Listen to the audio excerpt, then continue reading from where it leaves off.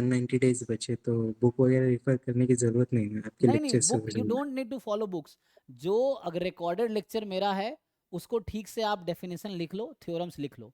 You make a notes, अपना एक notes बनाओ, थ्योरम लिख लो, डेफिनेशन लिख लो। क्वेश्चन जो मैं सॉल्व कर रहा हूँ खुद से सॉल्व करो, नहीं होगा तो मैं सॉल्व करूंगा तो उसमें हो जाएगा। देन उतना काफ़ी है, रिकॉर्डेड लेक्चर से पूरा सिलेबस और साथ में पीवाईक्यू भी हो जाएगा, क्योंकि रिकॉर्डेड में सिलेबस पीवाईक्यू दोनों हैं। देन बाद में आपको टाइम मिलता है पूरा सिलेबस पीवाईक्यू करने के बाद, यू जस्ट सॉल्व डीपीपीज, अगर मन हुआ तो, नहीं तो मॉक्स कर लो।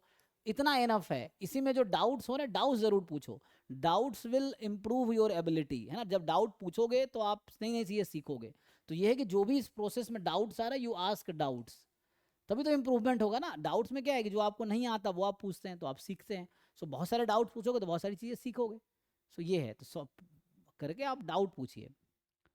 Don't need to follow any books, कोई बुक की जरूरत नहीं है ना। ऐसे बहुत सारे बच्चे हैं जो मैथ्स बैकग्राउंड के, अभी तुम सेशन देखोगे, चाहे वो अमन हो जिसका 41 रैंक था, या सिमरन है, ये सब मैथ्स बैकग्राउंड के बच्चे जिन्होंने कभी स्टैट्स पढ़ा ही नहीं। एक साल आप उनका सुनोगे, उन्होंने कहा सिंपल जो मैंने करा दिया उतना ही उन्होंने किया था। स्टिल सिमरन का 11 रैंक था मैथ्स बैकग्राउंड के बावजूद, अपियरिंग में विदाउट ड्रॉप। तो इस तरह से पॉसिबल है। जस्ट रिकॉर्डेड लेक्चर देखना है, क्वेश्चन खूब सॉल्व करने हैं। तो क्वेश्चन के थ्रू यू विल रियलाइज कि कॉन्सेप्ट कितना आपका इंप्रूव हुआ। क्वेश्चन सॉल्व होंगे सारे तो मतलब बहुत इंप्रूव हो चुका है। नहीं हो रहा है तो आपको सीखने की जरूरत है, तो सीख सकते हैं। सर ये जो बच्चों का आपने नाम लिया उन्होंने शायद एकलव्य 1 से पढ़ा था ना, हाँ जनवरी से। हाँ। नहीं तो उस समय हमने पिछले साल जनवरी में बैच स्टार्ट नहीं किया था।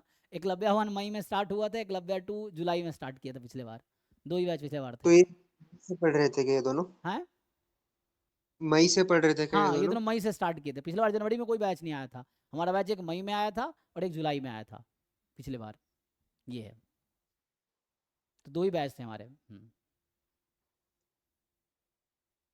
और अपियरिंग ईयर में दिया था ना उन्होंने? अपियरिंग ईयर में देखा था, हाँ। बहुत सारे अपियरिंग, अर्का है जिसके 46 रैंक अपियरिंग वाले हैं, 7th रैंक जो प्रियांशु, वो भी अपियरिंग था। सर तो इन्होंने ऐसे दिन को डिवाइड कर दिया था कि हाँ, कॉलेज के कि दिन में कॉलेज लाइक। गए, शाम को आपके पास 5-6 घंटे का टाइम है, तो उसको डिवाइड कर लो, एक टाइम फिक्स कर लो जिसमें आप जैम की प्रिपरेशन करोगे। देखो कॉलेज में जो पढ़ाते हैं थ्योरीज तो हम भी वही पढ़ाते हैं, थ्योरीज वही है। यहाँ बस प्रॉब्लम सॉल्विंग का अमाउंट बढ़ाना है आपको। डेली कोशिश करना है 15, 20, 50, 100 जितने हो सकते हैं यू सॉल्व क्वेश्चंस। अब डिफरेंट तरह क्वेश्चंस के रिसोर्सेज बहुत सारे हैं।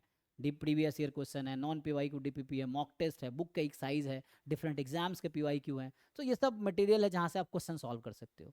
सो you have to more focus on problem solving. College में थ्योरी तो पढ़ाते हैं, थ्योरी वही यहाँ भी है। ये है, ठीक है। ठीक है जी, थैंक यू।